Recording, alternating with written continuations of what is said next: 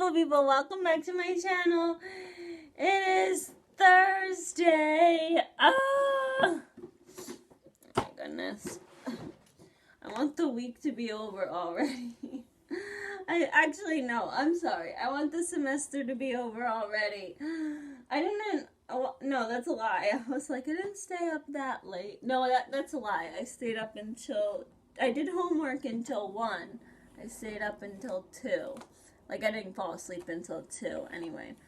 I'm okay right now, but I bet I'm gonna start struggling like in an hour or 2. So, anyway, I'm getting ready for work, and I'll talk to you guys after work. But one thing I do want to talk about is at work today, because I was doing administrative tasks and I was doing patient care. So what ended up happening was I was with the patients the whole time we were seeing patients, and then once we stopped seeing patients, that's when I did my administrative work. And this is pretty common in the medical field.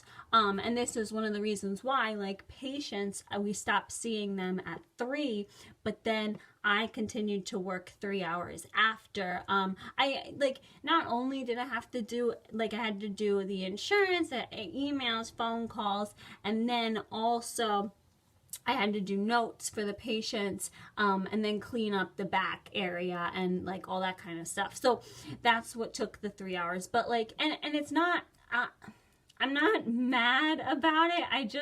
I don't really, when I get out of work, I don't know how to do this whole, I don't know when to eat, and I don't really know when to go to the gym when you work from 8:30 until 4. Most people don't work 8:30 to 4. Most people work 8 to 5 or 9 to 6. So I'm still trying to figure out. Still, after all this time, I'm still trying to figure out how to eat and go to because I have to eat before I go to the gym, or I will faint at the gym. So I don't really know how to do this. But anyway, that's neither here nor there. But what I wanted to talk about was with doctors, because this is something that a lot of people, I haven't heard people talk about it. So doctors, to me, physicians, they always complain about doing notes.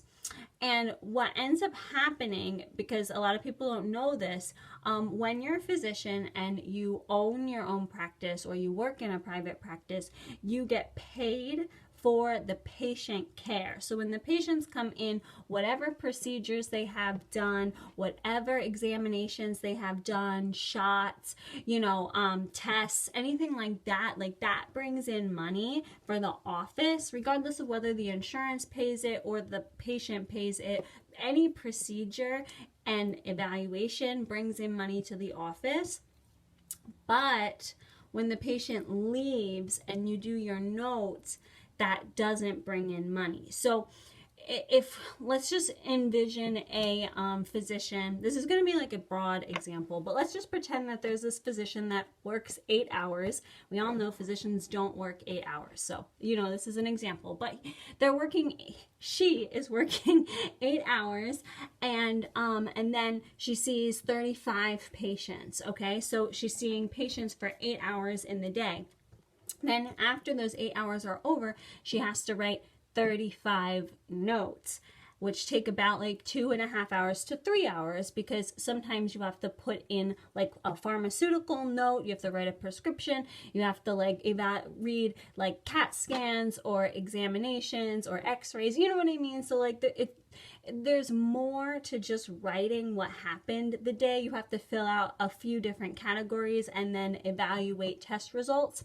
So there you go. That's going to take, we'll just say 3 hours. And then if this doctor owns the practice, then she has to do all of the administrative work that comes with owning a practice. And yes, you can hire people to advertise for you. You can hire an accountant, but there's still you can hire people, you can ask people, you can divvy out tasks to other staff members in the office, but as the sole proprietor, you still have responsibilities, and those take about 2 to 3 hours. They might take longer if you don't have somebody doing other tasks like an accountant.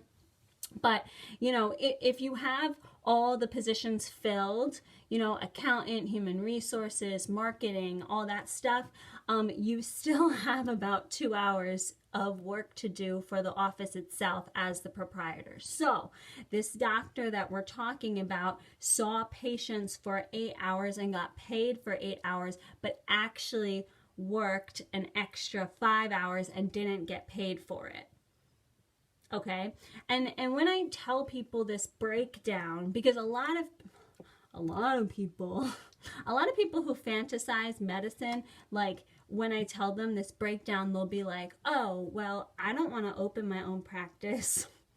And it's like, yeah, okay, but you're still going to have the same issue if you work for an establishment. Because what ends up happening in an establishment, and you won't know this, but what happens in an establishment, regardless of whether you get paid annually or you get paid hourly, the establishment will pay you about $200, we'll just say, for your patient care hours, but then they might only pay you $10 an hour for your note, evaluation, administrative time. So again, you're getting cheated. Like, yeah, you're getting paid for note time, like time that you're taking to do notes, but you're making maybe 10 an hour. Maybe you're making 0, you don't know, you won't know the breakdown. The management knows. Human resources sometimes knows, but like the candidate, the applicant probably won't know. And then it gets like factored into an annual salary or an hourly salary, so you don't actually know. But that is what's happening. You either don't get paid for your administrative and note time, or you get a very small amount for your administrative and your note time. So moral of the story, don't fantasize medicine, because it is not pretty. It is not.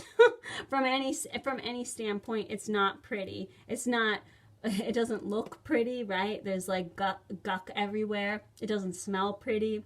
And then I just told you the whole breakdown of the salary. That's not pretty at all. So anyway, I like medicine because it fits with my personality, and there aren't many industries that fit with my personality. Finance is one of them. Holistic healthcare is another one, and then full-fledged medicine is another one. So that's why I like healthcare. I don't know. It's strange. Like it's hard. Like patient care is very draining for sure. Administrative work administrative work is meticulous, but it's not draining in my opinion. But I don't know. I much rather deal with even like a CNA. When I was a CNA, that was like the worst job on the face of the earth. I'm just gonna say it. I think that CNA was worse than scribing. Just because it was dirty and it was physical and I wasn't strong at the time. But I'd much rather be a CNA than an accountant. And I like numbers. I like crunching numbers, but like it's just the environment. Like I much rather be around, even though you're doing the dirty work, I much rather be around patients. I much rather be around nurses. I much rather be in a healthcare setting than be in an office setting with accountants or with lawyers, because I'm a little too out there for those individuals. And when you're working in healthcare, sometimes you have to be out there to think outside the box, because those are the people that find the cures or find the diagnosis, especially if you read any medical book. I've read pretty much all of them, but I don't talk about it because I'm sure a lot of people read them just because they want to be a doctor. No, I read them because I want to know the dirt. And I still choose. I choose medicine in the good, the bad, and the ugly. I will always choose medicine because it works for me. It works for my personality. I really enjoy it. But that's the thing. I enjoy the good times. I enjoy the bad times. I enjoy the ugly times. And not everybody is like that, and not everybody is built like that. So, moral of the story, don't fantasize medicine because it is not pretty. And you have to be a unique person to like all facets of it, and you do have to do all facets of it at one point or another. So that's the spiel. The tea, I guess. I do have tea here, green tea. Kind of. The tea bag's a little light in color, which is good.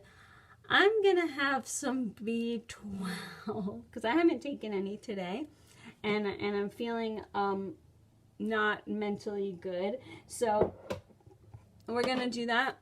I'm gonna get started on this 3 hours of work. Fingers crossed I sleep well. I'm not gonna sleep that long, clearly, but like, fingers crossed I sleep a good night's sleep. I get a quality sleep because I haven't been sleeping, which again isn't unusual. I don't sleep well Tuesday nights, Wednesday nights, or Thursday nights because everything's due Wednesday, Thursday, Friday, Saturday.